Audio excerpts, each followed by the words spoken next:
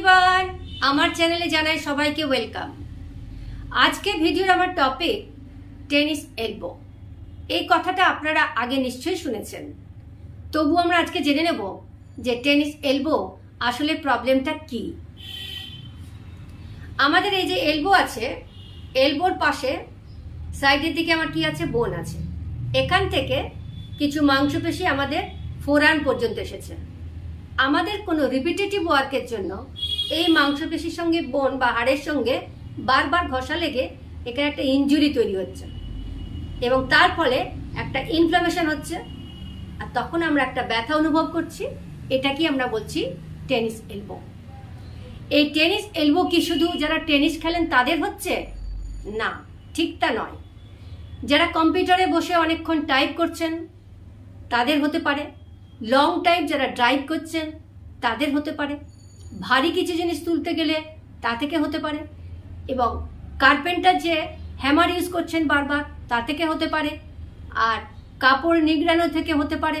এছাড়াও রান্না বান্না করতে গেলে তা থেকেও আমাদের টেনিস এলবো হতে পারে। যখন আমাদের কনফার্ম করা হলো যে টেনিস এলবো হয়েছে, তখন থেকে আমরা যে সমস্ত কাজকর্ম করতে গেলে আমরা হাতে ব্যথা পাবো, সেই সমস্ত কাজকর্ম অন্তত কিছুদিন আমরা অ্যাভয়েড করব, একটু রেস্টে থাকার চেষ্টা করব। টেনিস এলবোর বেস্ট ট্রিটমেন্ট হচ্ছে ফিজিওথেরাপি। তার সঙ্গে আমরা কিছু ইলেকট্রোথেরাপিও অ্যাপ্লাই করে থাকি, যেমন ইউএসটি, আল্ট্রাসাউন্ড থেরাপি আমরা অ্যাপ্লাই করে থাকি। এবার ফিজিওথেরাপি করতে গেলে যে শুরুতেই যে আমরা এক্সারসাইজ স্টার্ট করে দেবো তা কিন্তু নয়। এর কিছু প্রসিডিওর, রুলস অ্যান্ড রেগুলেশনস আমাদের ফলো করতে হবে। কিভাবে করব? কয়েকটা স্টেপে ভাগ করে করব। ফার্স্ট স্টেপ, আমরা এখানে হালকা হাতে জেন্টলি মাসাজ করব। কেন করব? এখানে যাতে ব্লাড সার্কুলেশনটা ঠিকঠাক হয়। নেক্সট স্টেপে করব ওখানে আইস কম্প্রেশন করব। কেন? ইনফ্লামেশনটা যাতে কমে। নেক্সট স্টেপ করব রেঞ্জ অফ মোশন এক্সারসাইজ। সেগুলো কি? জাস্ট মুভমেন্ট, কোনো কিছু ফোর্স কিন্তু ওখানে করব না। কিভাবে করব? এফেক্টেড হাত সামনে রাখলাম, রেখে হালকা হাতে আমি কি করব? ফ্লেকশন, এক্সটেনশন, ফ্লেকশন যতটুকু পারবো ততটুকু করব, অ্যান্ড সাইডওয়েজে clockwise and anticlockwise movement করব। আর কি করতে পারি? টাওয়েলকে ফোল্ড করে নিয়ে এটা কি করতে পারি? Press and relax, press and relax. এইভাবে আমরা করলাম রেঞ্জ অফ মোশন এক্সারসাইজ। এর পরের স্টেপে কি করব? Stretching and strengthening exercise. কেন করব? না, এই যে মাসেলটা আমার হচ্ছে অনেকটা ক্ষতিগ্রস্ত হয়েছে, সেই মাসেলটাকে একটু লেংদি করব, যাতে এই মাসেলটা আর এটা হাড়ের সঙ্গে ঘষা না লাগে। এবার স্ট্রেচিং এক্সারসাইজ করতে গিয়ে কি করব? দেখুন, এফেক্টেড হাত সামনে রাখলাম, আমি আঙুলগুলো নিচের দিকে করছি, আর আনএফেক্টেড হাত দিয়ে হালকা হাতে প্রেসার দিচ্ছি, একটু হোল্ড করে রিল্যাক্স।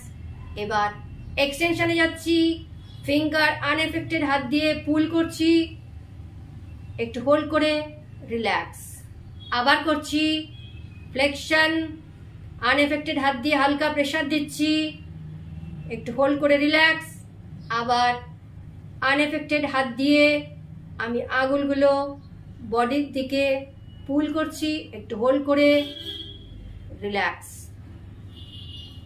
এটা করলাম স্ট্রেচিং এক্সারসাইজ। এই স্ট্রেচিং এক্সারসাইজ করার কিছুদিন পরে ব্যথা যখন একটু সেটেল হবে, তখন আমি কি করব? Strengthening exercise. সেটা কিভাবে করব?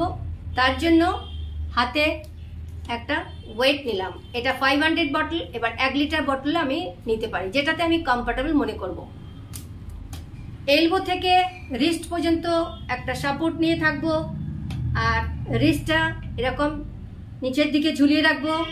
এবার কি করব? বোতলটা আমি নিচের দিকে নিয়ে যাচ্ছি। আমার এলবোর পোর্শন কিন্তু উঠবে না, অনলি রিস্টের নিচের দিকে part. Flexion and extension, flexion and extension, and সাইডওয়েজে রোটেশন। সাইডওয়েজে রোটেশন করছি, যতটুকু পারবো ততটুকু যাব, একটু হোল্ড করছি, আবার অপোজিট দিকে যাচ্ছি। এইভাবে আমরা স্ট্রেংথেনিং এক্সারসাইজ করব। Next exercise